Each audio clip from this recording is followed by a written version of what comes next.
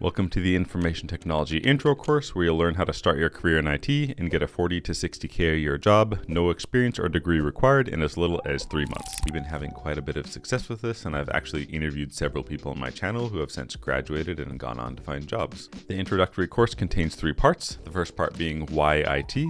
The second part, we're going to cover what exactly is IT, and the third part is going to be how to actually start your career in information technology. And in the first part, we're going to cover the truth about breaking into IT. I'm going to cover my personal career progression and salary. I'm going to talk about what I personally like about IT, and then I'll cover 3 big reasons why you might want to pursue a career in IT as well. Before we get started, I just wanted to give a brief introduction just so you know who you're talking to. My name is Josh Madakor. I've worked in tech in some capacity since 2007. I've worked in IT, cybersecurity, and done a bit of development. I have a few degrees from Western Governors University, and I have a YouTube channel that's dedicated to helping people change their career and break into information technology. So starting a career in IT at first can seem kind of difficult because there's no obvious path on how to do it, and there's a lot of misconceptions as well, like, oh, you need to have a degree, or you need to have X, Y, or Z certs, or none of that matters, and it just depends on who you know. And all of these are kind of correct, but they're also kind of incorrect at the same time. To make matters worse, if you've ever looked at an entry-level IT job description, there's always a ton of stuff on there that's kind of unrealistic for a new person to have. But the reality is these companies who are hiring people, they just want somebody who can work well with others and communicate well, have at least somewhat of a passion for IT, and some kind of proven track record of being able to self-start and kind of do things and figure things out by themselves.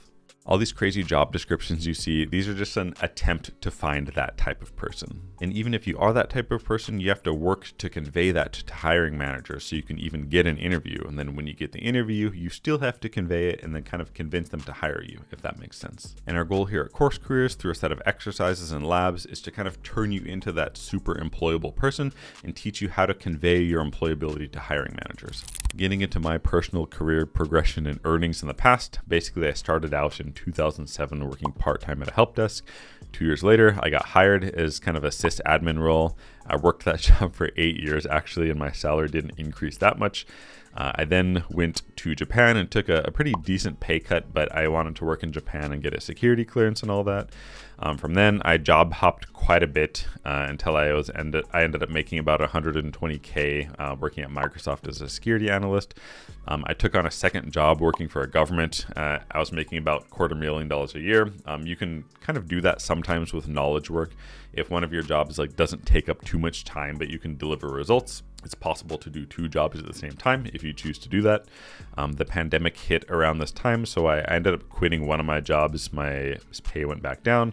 I ended up quitting that job, and then I landed at 180K working at Microsoft doing kind of security related things. And my career has been pretty crazy. I haven't really focused on trying to make as much money as possible until kind of lately. That's kind of apparent by the graph, but it is possible for you to increase your salary quite a bit relatively quickly through job hopping, maybe like every 1 to 2 years. If you're intentional about your salary, it's not that difficult to, make quote unquote a lot of money relatively quickly in IT versus other fields.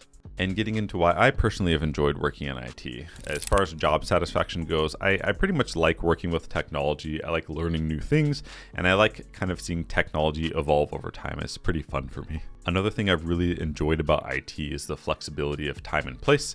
So IT is considered knowledge work, and a lot of time with knowledge work, you don't have to sit and work for 8 hours a day. A lot of the time you're kind of graded on the results that you provide. So if you can give results in 4 hours instead of 8 hours, you have a bit more flexibility in terms of time. And a lot of the time with IT, you can have a hybrid option or a fully remote option, and it's just really convenient. And for me, it's made my quality of life quite a bit better. And if you find yourself in one of those positions where you can complete your work in, say, 4 hours instead of 8 hours, with that extra time, you can do something like take on a second job for some extra money, or start a YouTube channel, or just use that extra time to kind of chill out and recharge your battery. And the last thing I want to talk about that I really enjoyed about working in IT is a relatively flexible career path. So like I said, I started out in kind of general IT, and then I went into cybersecurity, and then I went into software development. Of course, you have to do things like if you want to jump into cybersecurity, you should do those necessary things. But once you're actually working in IT already, it's not that difficult to kind of shift your focus if you want to try out other areas. And I've really enjoyed that a lot. So getting into why you might want to pursue a career in IT.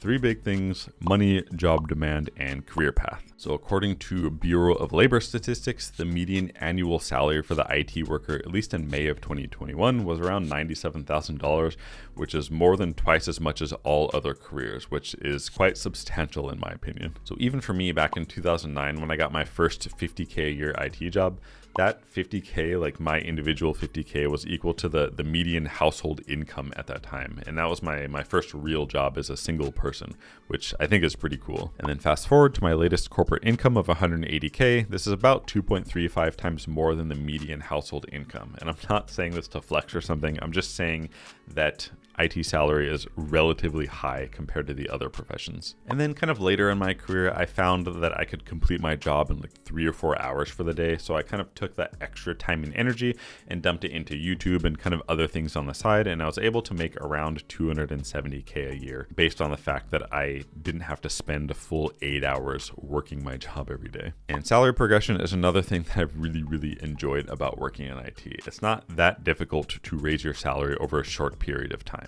And I will say salary negotiation is becoming more normalized and commonplace in IT, and it's some of the easiest money that you're ever going to make. So say you get a job offer to work as help desk making $50,000 a year, and you come back and say, I'm really excited about the opportunity, but I was hoping to get around 60,000 because of X, Y, and Z. It's possible the company will be like, oh, we can't do 60,000, but how about 55? And then you accept, and you just earned an extra $5,000 a year from saying a single sentence. I've seen this exact scenario many times. And I will say job hopping is becoming much more normalized in tech. I'm not telling you to change your job every 3 months or something, and you don't even have to do it at all if you don't want to, but it is one of the easiest ways to increase your salary very quickly over a short period of time.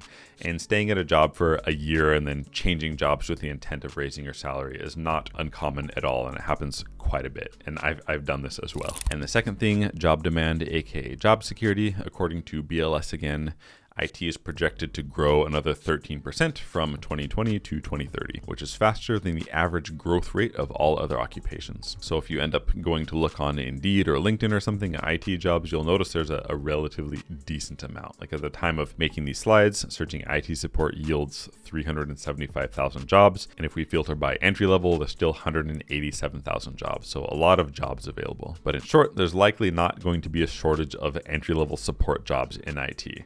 For sure, the industry is going to evolve due to emerging technology and things like this, but there's always going to be a need for support for that technology and for the people who are actually building technology. It's just really good job security. And getting into career path, this is an example of kind of a vanilla career path where you might start out as a help desk intern and go help desk 1, help desk 2, and then maybe help desk supervisor. Same thing with cloud support engineering. Maybe you start out as cloud support engineer 1. By the way, cloud support engineering, it's basically the same thing as help desk, but instead of helping, Jane and Jimmy down the hall, you're helping like Costco and Kodak and maybe some other Fortune 500 companies with their cloud implementation. But cloud support engineering pays slightly more, but this is kind of a generic career progression for cloud support engineer and help desk. But like I said, it doesn't need to be like this. You don't need to do that linear progression. Like you can work at help desk if you want and then jump into cloud support engineering or jump into security or jump into like DevOps or something like this. You just need to like do the necessary things to make that transition. But once you're already working in IT, it's not that hard to kind of pivot and move around. And there's no rules about anything either. As long as you can like actually have those skills and convey it to the hiring manager, it's completely possible to move around in any direction in your career. Next up, we're going to talk about what exactly is IT and what you might be doing in your day-to-day. So what is information technology? We're going to cover what exactly IT is. We're going to touch on some of the daily tasks while working in IT. We're going to talk about the typical work environment while working in IT. We're going to cover why do organizations even need IT, how your performance might be measured, and then we're going to finally cover the day in the life of somebody working in IT. So if we look at this kind of rigorous looking definition from Wikipedia, it will say like IT is use of computers to create, process, store, retrieve, and exchange all kinds of electronic data and information. But this can basically just be boiled down to IT is the use of computers to manipulate electronic information. That's really all IT is. So if you think about like Netflix or TikTok or email or something, all it is using computers to manipulate electronic information. We're like moving it around to show you certain things, to help you do your banking better, to like entertain you with like a lot of videos on TikTok.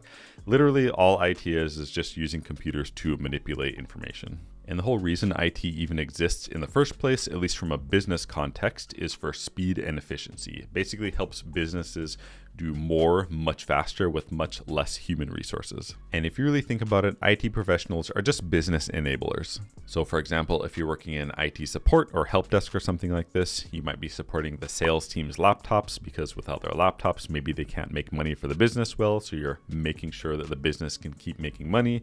If you're working in cybersecurity, your job is essentially to prevent the business from losing any money. Or if you work in software engineering, you might be building some kind of product that you can sell to customers. Or if you work in data science, you might be looking for insights where you can kind of improve things to make even more money. And then just touching on some possible positions in salary, those kind of help desk, entry-level IT support, you can expect to start out making anywhere from 40 to 60K. And then starting out in the sysadmin track, you can probably expect anywhere from 55 to 90K. And then cloud support engineering, likely anywhere from 75K to over 100K. And then getting into how your time is likely to be allocated throughout the day, at least as an entry-level help desk professional, probably about 30 to 40% of your time is going to be spent researching solutions to issues that come up. Another 30 to 40% is delivering the solution. Another 10 to 20% is probably going to be spent on communications. And then the last 10 to 20% is probably going to be spent on developing and maintaining your documentation. So getting into how your performance might be measured as an entry-level person working in help desk. And I will say this really depends on where you're working. But generally speaking, you'll probably have some kind of ticketing system where you track trouble tickets, like somebody has an issue, they log in the ticketing system, you pick up the ticket and then kind of work it to resolution and then close it.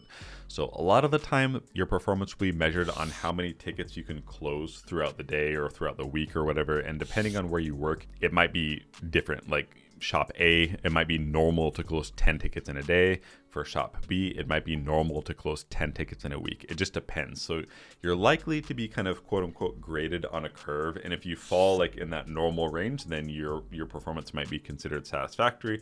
If you do more than, 10 or whatever that might be, your performance might be considered, extra good or whatever the case might be. But this isn't always the case, because maybe part of your job is developing training for the rest of your team or something. And that's obviously going to take away time from doing tickets, or you might be working on some kind of other project or something. So it's not always going to be like driven by ticket metrics or something like this. So like once you get hired, I would recommend getting with your direct manager, whoever that might be, and kind of set expectations, ask them like what makes you successful in your position, like how your performance is measured and all of that stuff.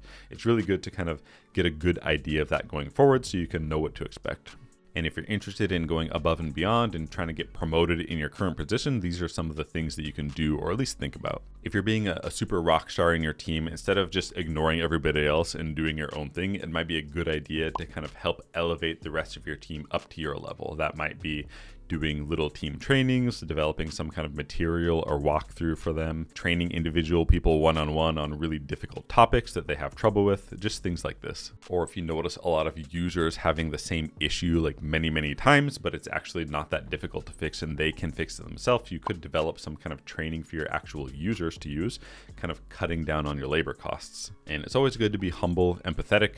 I recommend keeping the business in mind and noticing inefficiencies if you happen to notice them. Instead of just like doing the tickets and getting it out of the way, you could bring up the inefficiencies to your manager and see if like you can develop some other more economic, cost efficient solution to reduce those trouble tickets. And making your manager's life easier is generally a good idea. And last but not least, you have to advocate for yourself tactfully. Like if you want to get a raise or something, make your intentions known, ask what's expected of you, like what you can do to make that happen faster than otherwise. Getting into the work environment, and from a location standpoint, it could be any one of these. Like you could be fully on site, you could be hybrid, maybe Monday, Wednesday, Friday, you work from home. Could be remote, where you're just remote most of the time, and then it could be fully remote, where you like never have to come into the office. It's usually relatively quiet. You'll usually have like a cubicle or an office or a shared office or something like this, and usually it's casual or business casual dress code. Pretty easy. And this is the workspace I was working in when I originally made these slides. This is in like the Redmond campus, Microsoft, and we kind of have these general use workspaces where you can kind of take your laptop and just plug them into any monitor at any desk. So this is like really, really typical, something that you would expect to see. And finally, we're going to talk about what the typical day in the life of a help desk technician might look like. So typically for me in the morning, I'll try to do as much work as I possibly can when other people are just getting settled in, where they're less likely to kind of contact me for help. So I'll do as much as I can in the morning. And the majority of this time is essentially made up of making sure I'm caught up on my email and then working tickets. Like working tickets probably will take up most of my morning, to be honest. And when I say working tickets, it could be anything from doing password resets, doing some software installation, fixing some computers, escalating a ticket that I either don't know how to fix or I just can't because I don't have the access to it, and doing some documentation. And then I'll finally go to lunch. And when I come back from lunch, I don't plan to do a lot of busy work. Typically, for some reason, that's usually when people like start reaching out to me a lot. It might be different depending on where you work, but after I come back from lunch, I kind of make it a priority to organize my work and kind of get ready for the next day. And then whenever somebody reaches out to me, I'll just handle that, whether or not it's a customer or I need to like go to a meeting suddenly or something like this. But the second half of my day, I usually try to reserve that for like organization and getting ready for tomorrow, and then kind of responding to anything that comes my way. And next up, we're going to talk about how to start your career in IT. That is how to become and stay super employable. So how to start your career in information technology. There are many paths into IT, but at the same time, there's no set official path. And CourseCareers is solving this problem. Getting into some of the known paths into IT, the first one being traditional college. College is way too expensive depending on where you go. In some cases, it could be over $100,000. And it's not really specialized. Usually there's a lot of general education and stuff thrown in there, which it's not, I won't say it's useless, but it's not really geared toward the main goal of giving you skills and helping you convey the skills to hiring managers per se. And it can take quite a while to get a college degree, upwards of 4 years, and it has a super high opportunity cost. Opportunity cost basically means the money that you're losing doing one thing when you could be making money doing something else. So for example, if you're able to break into IT in a few months with CourseCareers, you can start working, whereas if you go to a traditional college for 4 years, you're spending money for those 4 years instead of working and earning money, if that makes sense. So college has a high opportunity cost. And the next path we'll talk about is certification. Certification's not horrible.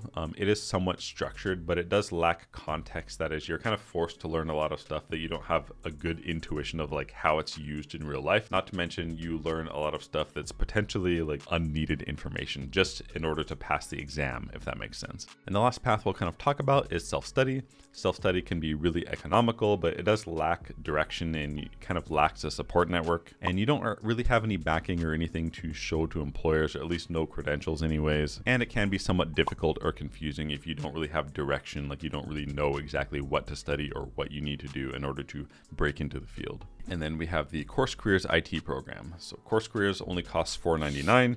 It can be completed in as little as 90 days. It's a very specialized education where we really laser focus on learning the things that you really need in order to break into IT, kind of cutting away everything else. Not to mention, there's a large community of students and coaches that will help you along the way to land that dream job. So getting into how to actually break into IT, everything can kind of be boiled down to these two things. The first thing being acquiring some relevant skills and traits, which is generally easier to do. And then the harder thing to do, the second thing, is having the ability to convey those core skills and traits to hiring managers. Enter the 12 pillars of employment, aka your employability stats. These are 12 areas that you need to be aware of and try to improve when trying to break into IT. In the course, I do a super deep dive into each one of these and talk about what it means to be C tier through S tier, but in this kind of intro video, I'm just going to talk about the consistency stat as well as the technical ability stat and what it means to be C tier, B tier, A tier, and S tier for those two stats. So diving into the consistency stat, you're said to have S tier consistency when you just pretty much have no 0 days. That is, you have no days where you don't do anything toward the goal of actually getting that first job. A tier means you intend to have no 0 days, but like, something comes up and maybe you miss like Wednesday or Saturday or something because maybe your dog got sick, something like this. B tier means you have a strict schedule with planned rest days. So maybe like Monday through Friday, you go hard, but intentionally you take Saturday and Sunday off to rest. And C tier, casual progress. D tier, there's no effort to be consistent. And then diving into the technical ability stat, an S tier means you practice all the labs several times to the point where you're able to implement them on yourself, just based off of a simple list. You don't have to like follow me on the videos or anything like this. A tier means maybe you practice half the labs to the point where you're able to implement them with a simple list. B tier means you practice all the labs at least 3 times. C tier, you practice half the labs at least 3 times. And then D tier means you just didn't like practice the labs at all, right? And these were what my personal stats looked like when I finally got my first 50K IT job. My consistency in job application, everything was like pretty low. I didn't have any personal portfolio. I don't even think I knew what that was. I didn't have certifications, and I didn't have any education either. And the rest of my stats were either like, most of them were C tier with a couple of B tiers sprinkled in here and there. And these are what your stats should look like after you go through the course in the recommended way. If you compare these to the stats that I had when I got my first IT job, there's like a huge difference, right? Super nice portfolio, super nice resume, strong ability to interview well, among other things. And to kind of drive the point home that certifications and degree is not necessarily required to get into IT, if you look at this person whose stats are all maxed out except for those 2 things, do you think they'll have a hard time at finding a job? And the answer is no, of course not. And I just kind of want to talk about how job requirements actually work and how getting a job actually works in IT, and probably a lot of other industries as well. On the left, this circle here represents like a job description. Maybe they want Excel, Office 365, PowerPoint, Chromebook experience, HTML, Mac OS customer service, and maybe some kind of Microsoft Word experience. And then over here on the left, this is you, and the only things that you know or that you have that's in the job description are Mac OS, customer service, and Word. It's not like the employer is going to be like, oh, you only have these 3 things, so like we're not going to hire you. It's kind of like your job as somebody who's applying to somewhere and you're in the interview at this point. You have to be able to convey that you have all these other things. So if you're able to convey like, oh, like, I have Windows 10 experience, like printer troubleshooting and all this other stuff. Maybe you've even worked with a JavaScript a bit. You've worked with Apple iPads. Obviously, if you have this stuff over here, of course you're able to learn the stuff that's on the job description, right? It's just your job to be able to convey these things on your resume, as well as when you actually get into the interview as well. And how that looks, we'll talk about this more in the course, but it's possible like maybe the interview asks you something like, oh, like what is your experience working with Chromebooks before? Maybe you've never touched a Chromebook in your life, but maybe you say something like, oh, like I haven't worked with Chromebook before, but like I have a Lenovo ThinkPad at home and I have quite a bit of experience working with Apple iPad, like managing app updates and updating the OS and troubleshooting it, and you talk about that a little bit. Of course, that's going to be transferable to this job. Of course, you're going to be able to learn Chromebooks if you have extensive experience working with iPads. That's pretty much how job descriptions work. A lot of the time, you'll get hired on based on stuff that you've done before or your passion or something like this, not necessarily like if you meet the exact job requirements that are on that particular job description, if that makes sense. And to kind of drive this point home, this is a job description that I previously had a couple of years ago. It was about $120,000 a year job, and all of the blue stuff on the job description represents stuff that I've never worked with before, or I had no idea like what it even was, to be honest.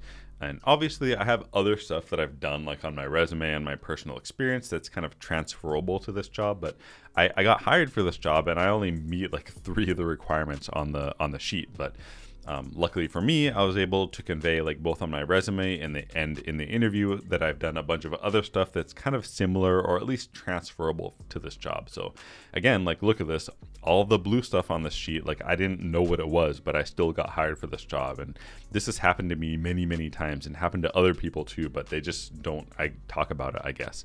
But just keep that in mind. It's basically like what you have done and what your passion, like what you've done in the past, and how you're able to convey that and then, transfer those into the job that you're interviewing for.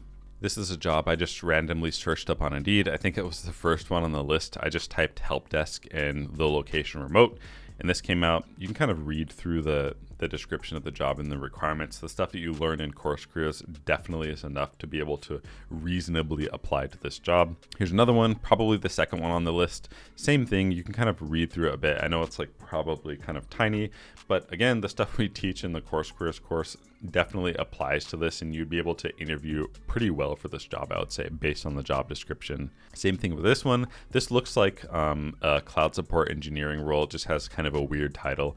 Same thing for this one. The job description, it looks like pretty wishy-washy. There's nothing like really concrete in the job description.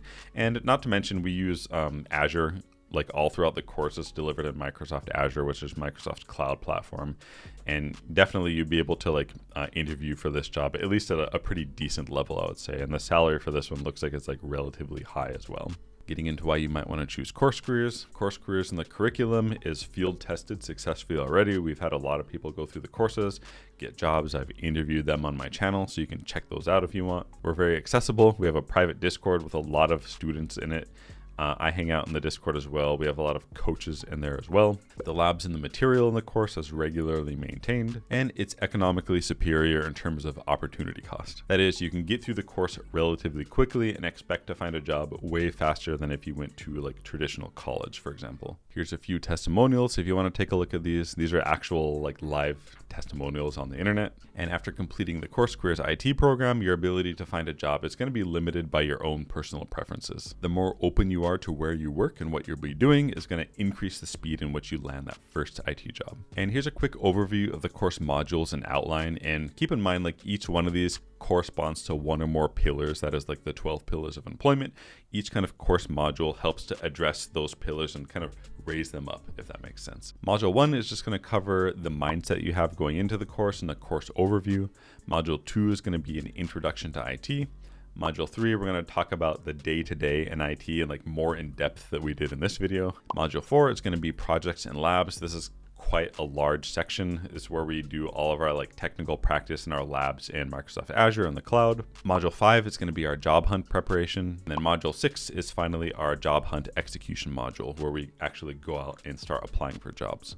Getting into a bit more detail on each one of the modules. Module 1, mindset and course overview. Focus on understanding versus memorization. Every topic has a near infinite depth. So nobody knows everything. So we just need to learn, just enough for it to make sense and then get our job. Then we can kind of continue learning as we work. We touch on discipline a bit and self-sufficiency. Module 2, we kind of talk about some of the different disciplines in IT. We cover hardware basics, OS basics, and some networking basics. Module 3, that is the core skills and help desk day-to-day. Talk about working tickets, common issues, common tools, common end user software, and some customer service. And then module 4, this is all of the labs. It's kind of the meat of the technical portion, if that makes sense. I tried to make all of these as real world as possible. So we're going to do like an overview of like what Azure and cloud computing is. We're going to do a bit of networking activities in the cloud. We're going to set up osTicket, which is an actual real life open source ticketing system where people create trouble tickets. And then we're going to do some kind of mock scenarios where we solve the tickets. We're going to implement Active Directory in the cloud. We're going to do some VPN installation and configuration, do a bit of DNS things, that's domain naming system, and then work on a file permission and shares module or lab at the end. And then module 5, the job hunt preparation.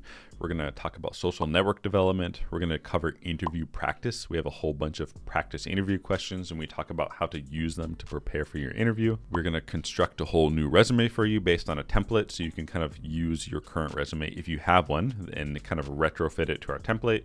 If you don't have one, that's great too, because you're going to have one at the end of the course.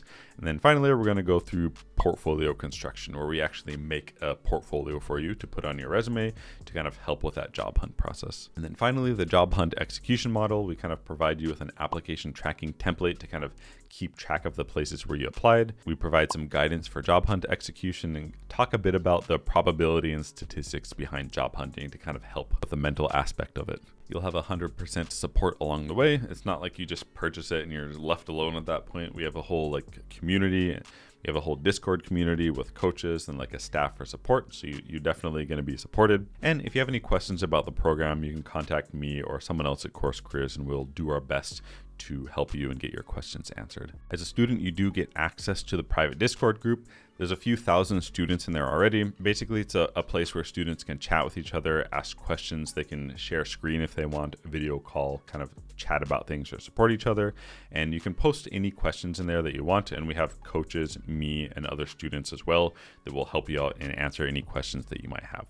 And like I mentioned before, we do have some coaches in there as well. They can help with anything from helping you with any of the labs if you get stuck to helping you in your job hunt process. So getting into the value of this program, like how valuable is it? It's definitely possible to land a job after 3 months, paying 40 to 60K. It's a skill that you can build on throughout your life to kind of make sure you remain in the upper middle class. And it's definitely possible to make over 100K within 1 to 2 years, depending on like the type of effort you put in and where you live. And how CourseCareers course compares to those kind of traditional paths. If we look at traditional college, it can cost upwards of 100K with an ROI of 10 years. That is, you'll be working for like 10 years before you start to get a return on your investment.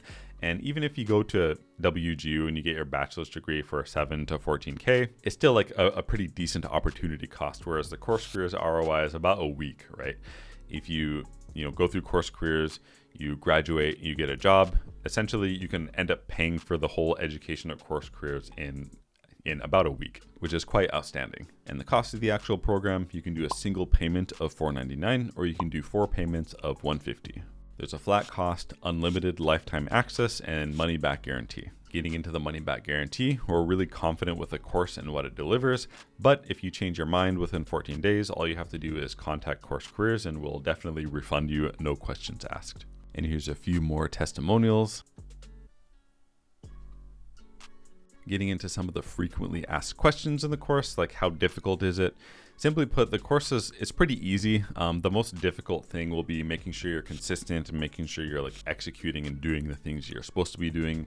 There's no like really conceptual difficult things like math or anything like that. The main challenge is just discipline and execution. Just make sure you get through it properly, do the things that we recommend doing, and just, go through the steps and just kind of do your best to complete it and start the job hunt. And I get this question a lot, even on my YouTube channel, about does age matter? And, obviously if you're like 97 or something like this, it starts to matter. Or if you're 10 years old, right, it matters. Like you can't work if you're 10. So generally speaking, like if we're not talking about the extremes, like age doesn't really matter that much, especially in IT and those like kind of entry level roles. If you're worried about it, just refer to the 12 pillars of employment again. Make sure those things are super squared away. Even for me, for YouTube, I'm cognizant of my age, right? I'm like nearing 40. So I just do my best to, exercise and like do all the things and make sure like, my pillars are squared away, or at least as squared away as they could be. So generally speaking, no, like age doesn't really matter. But if you're like 97, 95, maybe it might matter. But generally, like, no, it doesn't matter. I definitely designed this course to be the simplest, most affordable, lowest risk path into IT. So if you're ready, go ahead and click the link below and sign up and start making progress today. Your transformation will likely happen faster than you think.